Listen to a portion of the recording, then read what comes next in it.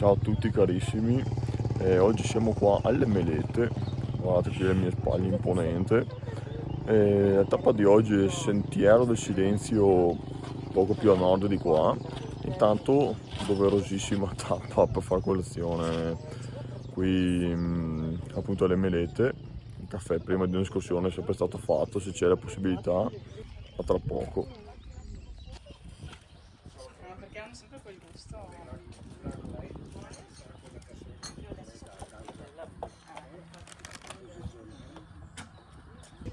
Panino preso come avrete visto, adesso pronti alla partenza.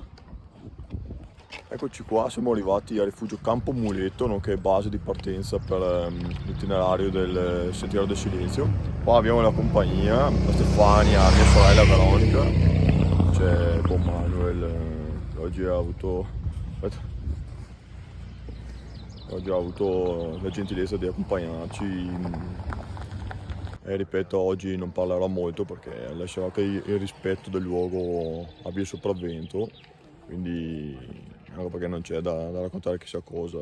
Qui c'è l'itinerario, ci sono varie tappe con vari simboli e dopo al limite magari inquadrerò la didascalia che spiegherà meglio il tutto. Questa installazione viene collocata in una grande buca di granate. Nulla ci si aspetta da un simile evento distruttore e da un luogo così desolato.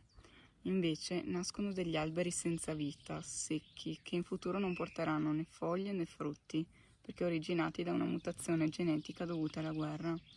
Sul loro tronco emergono solo delle grandi piastrine di riconoscimento, oggetti che i soldati a partire dalla Grande Guerra portavano al collo come segno di identificazione.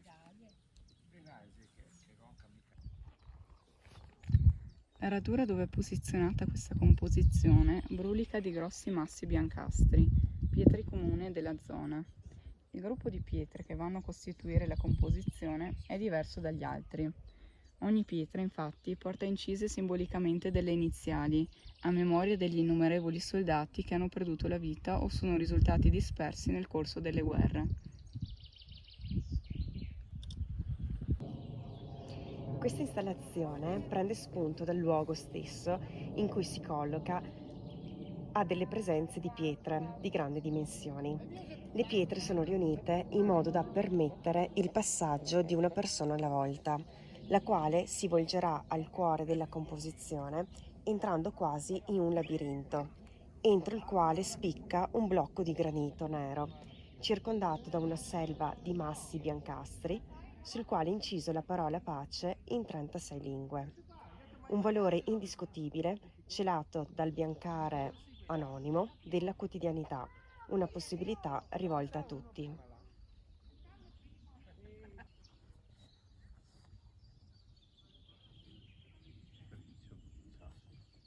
È un labirinto. La composizione è costituita da una serie di fiori giganteschi realizzati in acciaio Corten.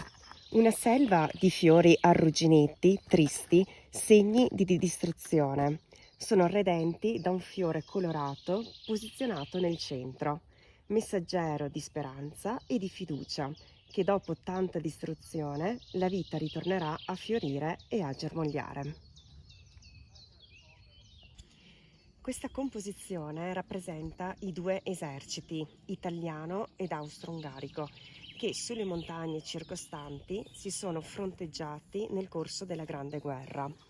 Elmetti, corrispondenti a quelli in uso nei due eserciti, si contrappongono, posizionati simbolicamente nella medesima direzione mantenuta dagli eserciti nel periodo bellico.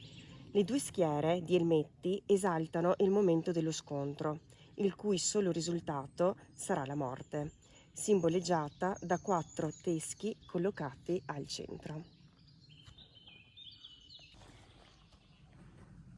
Sagome smembrate, slabbrate, ferite, scheggiate dalla guerra, stanno a rappresentare tanti soldati pronti alla partenza per il fronte o pronti sulla linea di combattimento. Solo alcune di esse rimangono integre, immuni alla furia distruttrice della guerra. Le parti mancanti andranno a posizionarsi nel terreno, a significare che nulla di quanto patito andrà perduto, almeno sino a quando, nella memoria di chi saprà leggere con sentimento la scena, il ricordo non sparirà.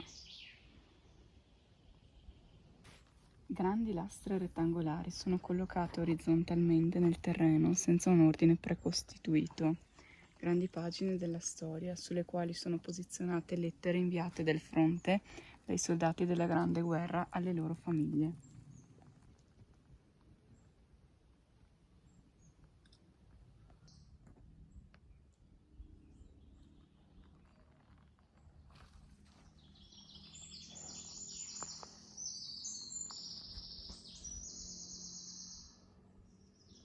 Dodici braccia umane in bronzo si elevano al cielo, simbolo positivo, con mani che tengono ben stretto un foglio contenente uno scritto, oppure porgono un fiore, una colomba o altro simbolo. 4 croci greche sono sovrapposte a due. Il significato prevalente della composizione è la pietà. Infatti essa è orientata verso il monte Ortigara, che nel corso della Grande Guerra, prevalentemente nel giugno del 1917, è divenuto tristemente il calvario di migliaia di soldati di tutte le nazionalità. Una serie di travi di legno posizionati in modo da formare una gabbia racchiudono uno spazio entro il quale si cela una colomba. Una prigione a cielo aperto, uno spazio angusto entro il quale intrufolarsi per godere della visione di libertà e di pace.